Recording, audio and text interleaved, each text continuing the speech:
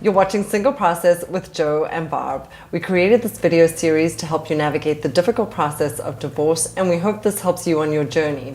Our topic today is on dating post-divorce. Sounds like a fun topic. I don't know. I just dipped my toe back in the water, so I'm new to all of this and a little overwhelmed. Yeah, at well, times. unfortunately, I have a little bit more experience, and I can't say it was all great. So I'm dying to get some advice from a true dating coach. Okay. So Karenna's with us. Karenna Alexander is a dating coach who's been working for more than a decade to help people find their match.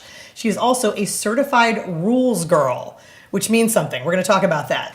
Nice to have you with us. Great to be here. Correct. Yes. So tell us, should you start dating right away post-divorce? Should you wait a bit? Yeah. What do you think? I think you should date right away, and as soon as you can. And I know some people worry about their separation agreements and they're not sure when is appropriate. Ask your lawyer when it's appropriate, but I would date right away. Exactly. Exactly. Don't waste precious time, you know? So I always thought friends would set us up, and I have found, and I think you have too, nobody sets us up. Do you see that? I agree. I feel like when you're younger, maybe in your teens and 20s, it happens a lot more. Yeah. The setting up people, because there's more single people around, and right. But That's true. I honestly don't see it as much. And I do tell my coaching clients, women who want to meet someone, I tell them, ask your friends to set you up.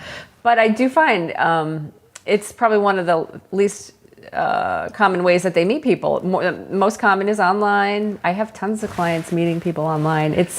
Even though I am a matchmaker and I believe in that, it's a totally different process though, and it's for a different client. Yeah. So what are the routes to success in online? What apps are good, and what about your profile picture? It's so funny because I tell everyone none of the apps are that great. They always ask me, but the point is they're all awful until you meet the right one. And I have clients that are happy they stuck it out on. Really? Because some people will try online and say I hate it, and they stop after a month. And I'm like, I know it's hard. I get it. There's a lot of hard things about it, especially if you don't have a thick skin, because it's very not easy. visible, very visual as a medium. Exactly. Yeah, all my siblings met and married people they met on. Okay, see, so I know it works. It totally works. And I work with coaching clients now. They're ecstatic because they put 2 years into it or whatever they had to put into it, but they didn't give up, and they found that needle maybe in the haystack. Yeah. But when I say that none of the sites are great, I mean none of it's fun. Who wants to put themselves out there and be rejected and that kind of thing? And you get people. Sometimes you get rude people emailing you, and that's not fun. Yeah. Who wants that? What matters in terms of your profile picture and what you write there? Yes, this is a really good point. And a lot of times I equate online dating, or even dating in general, to kind of what you put out there when you're interviewing for a job or when you're jobless and you're putting out a resume. You don't put on your resume that you were fired. You don't put on that you hated your last boss. Same thing, so on your online profile. Don't put that you hate women and you don't trust women because your last wife was mean. Or don't trash your ex. That seems kind of obvious, but okay. It's really not though, because I deal with this every day, and if you probably see it too. And another thing, just be very light in your profile. And light language, light attitude. Don't be angry. I mean, even if you are, because you probably will be if your husband just left you. Yes. And you will be ticked off. But you got to kind of, and what's the word? Just like I said with the job, you're not going to go in there, and be 100% honest.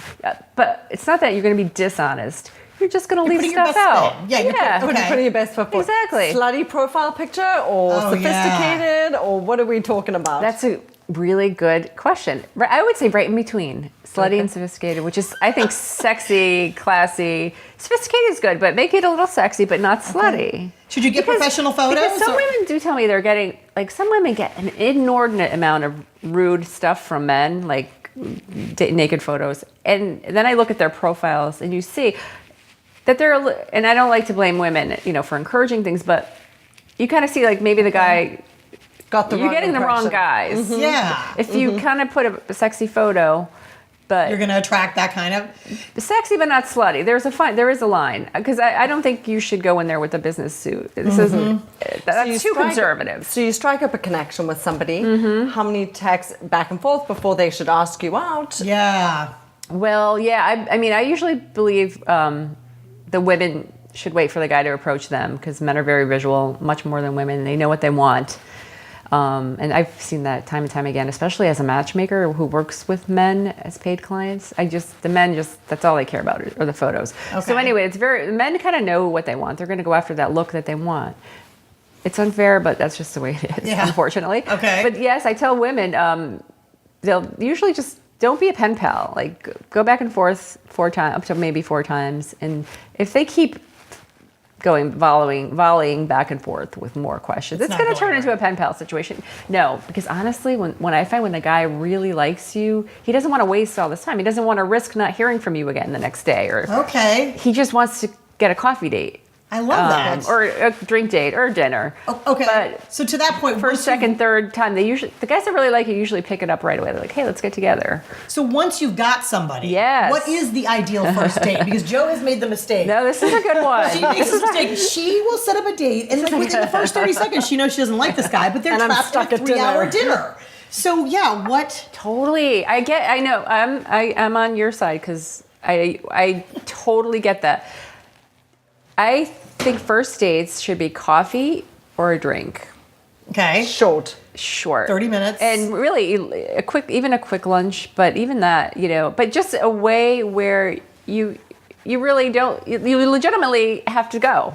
Yeah. And that's okay. A meet and greet, really. That's all it should be. Okay. Don't try and, I don't want to say don't ever accept a dinner date because, on your blind date, but if you can, it's nicer, I think, just to get the drink and have the drink and leave after a half hour if you're getting a creepy vibe. Yeah. And actually, even if you're on a dinner date and you're getting a creepy vibe, you can okay leave. to leave. I leave. But, okay. but it's true. A lot of nice women, they'll just stick it out on a dinner date. I somehow always find myself feeling obligated to perfect strangers to stay, and I don't know why. And then you end up oversharing, and you feel like you feel this angst afterwards that you talk too much or shared too much. If you're on a 3-hour date, it's pretty hard not to share. Yeah. No, that's a whole other exactly. No, I agree. Oversharing's not good. Okay. And actually, I'm single too, so I prefer coffee dates. Yeah. Because they can be really quick, and I don't drink really a lot, so and there's no alcohol involved, which can confuse and crowd things. Yeah, but I'm okay with drink dates for other people, and for when I set up dates for my matchmaking clients, I actually like to make it a drink date. Yeah. Just because I know they're going through the same thing. Okay. As any other single dater. Okay, any other dating advice? No, I think we've covered the first foray into dating do's and don'ts. Get out there, do it, keep it short and sweet, and think about your profile and what it says about you. And be honest, but don't overshare. Don't overshare. Okay, good, thank you. Okay. For more advice on dating, please visit our website, singleprocess.me.